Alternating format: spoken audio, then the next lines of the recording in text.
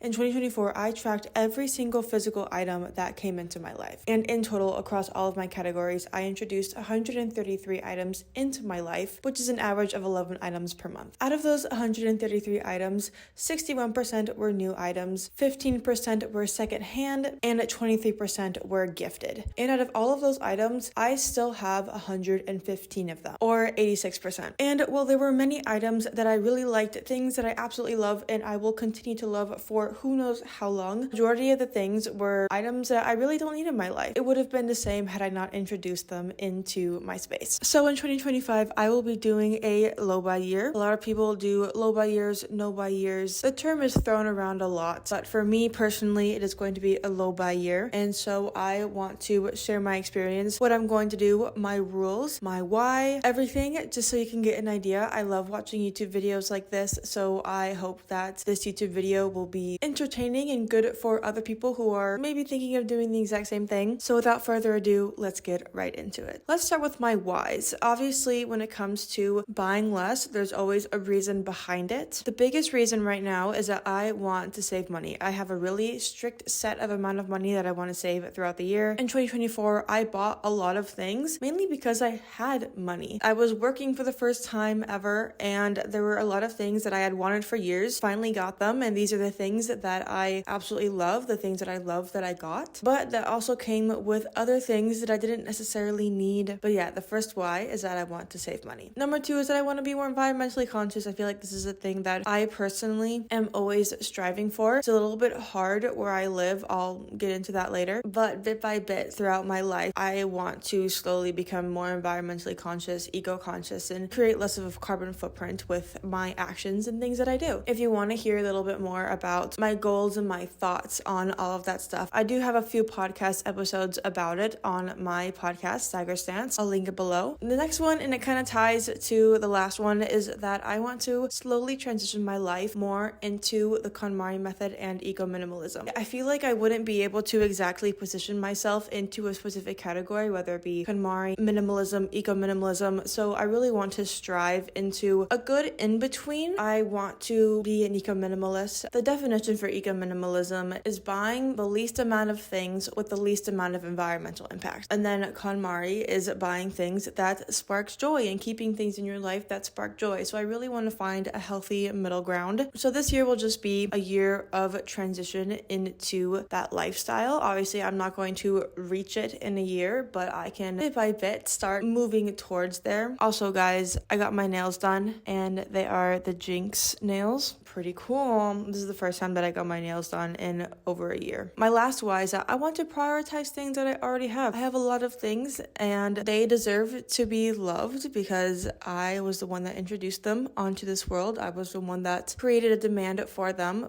with my dollar. So the least I can do is actually use them and love them until I no longer can. That's all of my whys. Now I want to get into a few disclaimers before I actually talk about my goals for this year. Number one is that what will work for me might not work for you. I feel like I live a completely different lifestyle from what the average person who would be viewing this would be. I don't live in the United States, don't live in Europe. So I feel like with that, you can kind of catch my drift. Number two is that I don't have a shopping problem. I am not doing this to fight a shopping problem, all right? I don't struggle with buying too many things. So a lot of my rules are a lot more relaxed because there's no need to check myself to the extent that a person with a possible addiction would be checking themselves. I feel like I just said that sentence completely wrong. Instead of being super strict and super tight with all of my rules, I want to find a realistic and sustainable set of rules long term. So instead of restricting myself so much for 1 year and then letting myself be relaxed throughout the rest of the years, who knows how that's going to happen, but I want to find rules that I could possibly continue with for the rest of my life or indefinitely. I am also really young and I'm just starting to enter my adult world, adult life. I'm 19. So there's so many things, so many products that are being introduced into my life that I otherwise wouldn't have needed as a teenager. And so there's also a lot of things that I'm still learning. There's products that I'm still learning whether or not I like them. There's a lot of experimentation and trying new things. So it doesn't make sense for me to stunt that progress of figuring out what I am going to be using for the rest of my life just because I feel like I need to stick to really strict rules. Number 3 is that I do not have access to many sustainable things. Now you may be like, Alex, what does that mean? It basically means that the closest clothing store to me is an hour away and it's an H&M. So it's really hard for me to find good quality, long-lasting, sustainable clothing or sustainable items. The sustainable items that I only have because I visited the United States and bought them there. So as a person who also has no plans of visiting the United States this year, it's hard for me to buy sustainable items when I don't have access to those things. So a lot of my clothing is fast fashion. A lot of my things are pretty cheaply made, and that's not because I am irresponsible. It's the fact that I have no access to better items. So yeah, my main clothes are fast fashion, but I have had items from Forever 21, H&M. I've had them for like 5 years. So how I work is trying to make things last, no matter how cheaply they were made, no matter literally anything. I make sure that those items last. And when it comes to clothing, sewing is a good tip for that. I also don't have access to thrift stores. The closest thing is a thrift shop that's like the size of an average bathroom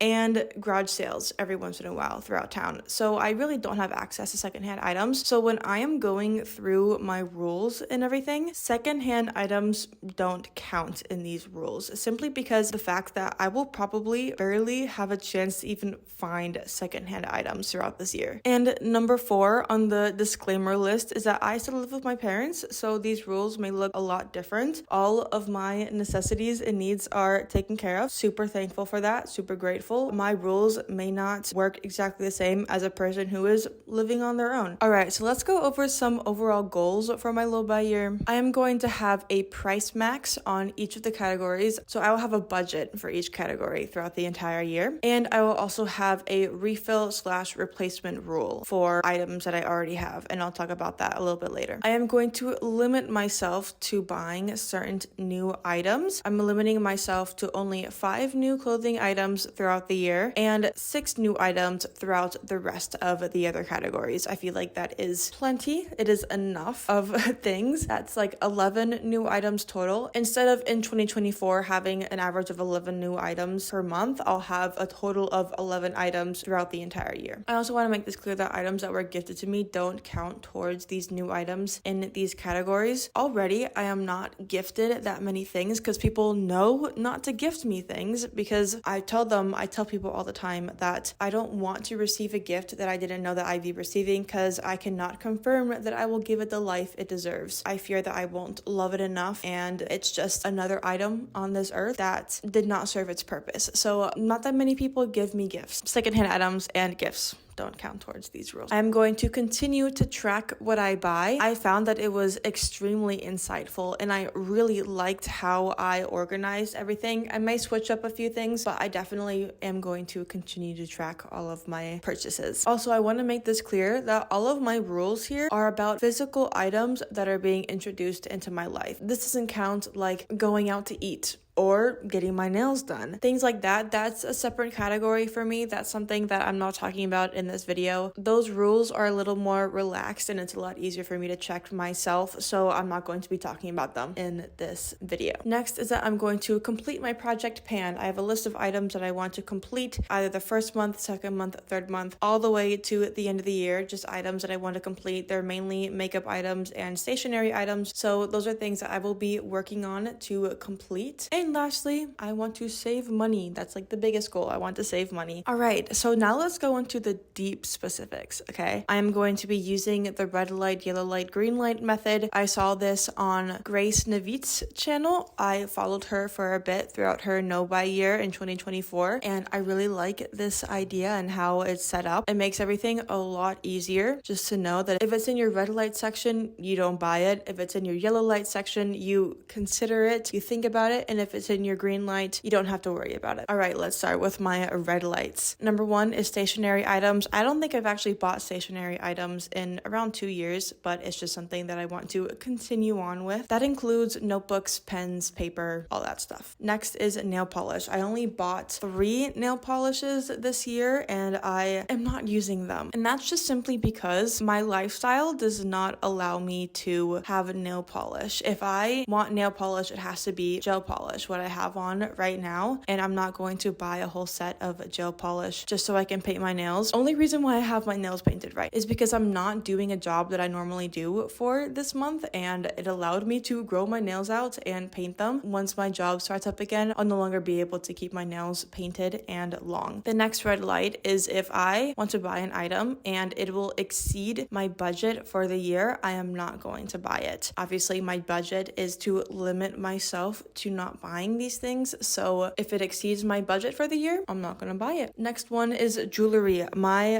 lifestyle does not allow me to have really nice jewelry pieces, mainly because of my training. I'm a competitive stand-up paddleboard racer, so I am constantly in the salt water, constantly doing high intensity workout sessions. I don't want to run the risk of damaging expensive jewelry. This, for example, is shells, so I can use it. It won't rust, it won't turn green, but I also know that I am not going to be constantly changing out my jewelry pieces every time I train. So I'm just going to stick with easy stuff that I can wear throughout the entire day, and that means that I already have what I need. I don't need anything more. Next is hair accessories. Same thing. I don't do my hair enough to need hair accessories, and even then I'm not going to take these hair accessories out every time I have to train. I have hair clips and that's all I need. Next is workout clothes. I bought a lot of Pop Flex this year and I'm so happy with every single item that I bought, but I do not need any more workout clothes. I'm going to live with what I already have. My next red light item is room decor. Now, I did not buy room decor for around 2 years, mainly because I was getting older. I was graduating high school. I didn't exactly know what I was going to be doing with my life, so it didn't make sense for me to buy something for my room if I didn't know if I was going to be living in it. But now it seems like I'm going to be staying here for a little bit longer. I did buy like 3 items, and I also did redo my room to make it more like a 18-19-year-old's room instead of a 16-year-old's room, you know. But I will be continuing to no longer buy any room decor, and if I want room decor, I will make it myself. My next red light is physical books. I will no longer be buying any physical books. I only bought 2 physical books this year. One was secondhand, one was new. I don't buy books because I have a Kindle and a library card, so all I have to do is just borrow books on my Kindle so I can read. I don't need physical books. Next one is no new plants. All the plants that I have and I really like can be propagated, so there's no reason for me to buy new plants. Next one is bathing suits. I have 3 bathing suits and that's totally fine. I go into the water a lot, like obviously I paddle a lot, so I'm in the ocean a lot, but all of that stuff is workout clothes. I don't really wear bathing suits, so the 3 bathing suits that I have are totally fine. And then my last red light is any item of clothing that is more than 50% polyester. The last item of clothing that I bought this year, I really liked it. It was really cute. Yeah, it was great. And then I looked at the tag and it was almost 100%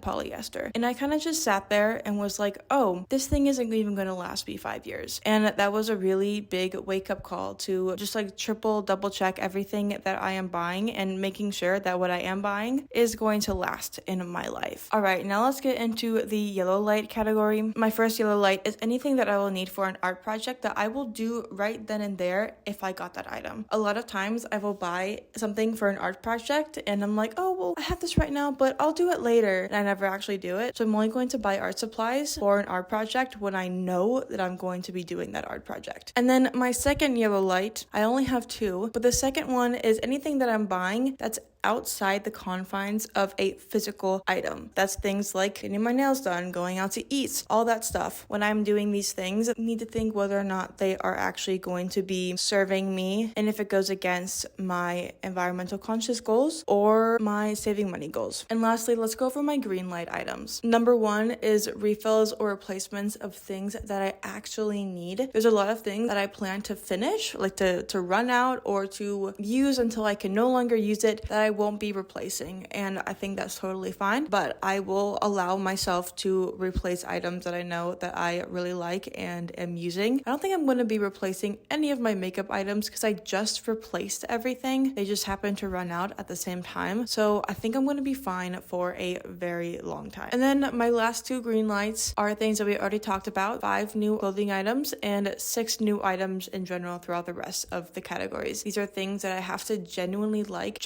love and am willing to introduce into my life, and I will love them non-conditionally. And I have to really think about these items too. They can't be impulse purchases. I have to really think about them and be okay with bringing them into my life and contributing to the supply and demand of this item. And that is all for this video. Thank you so much for listening. If you have any questions or you want to share your low buy rules, comment down below. I'd love to hear it. I am going to be doing 3-month check-ins, and I think I'm going to be posting a YouTube video about it. I have no idea. I'll see once the time comes, but I also want to be doing this in 3-month increments. I think that sometimes it can be scary having rules for the full 12 months, and you can psych yourself out and be like, oh, I'm not going to be able to do it, just make excuses. But I'm going to be practicing the 12-week year. I feel like we've all heard about this book, but basically I'm just going to go 3 months at a time, and I'm going to check in with myself, and I'm going to see if my goals and my expectations are actually realistic, and if I'm going to continue with it, if I need to be more strict with myself, if I need to relax a little bit more. Again, like I said before, this process is finding a realistic and sustainable way to continue to do this throughout my entire life, not just 1 year. That is all for today. Thank you so much for watching, and I will catch you guys later. Bye-bye.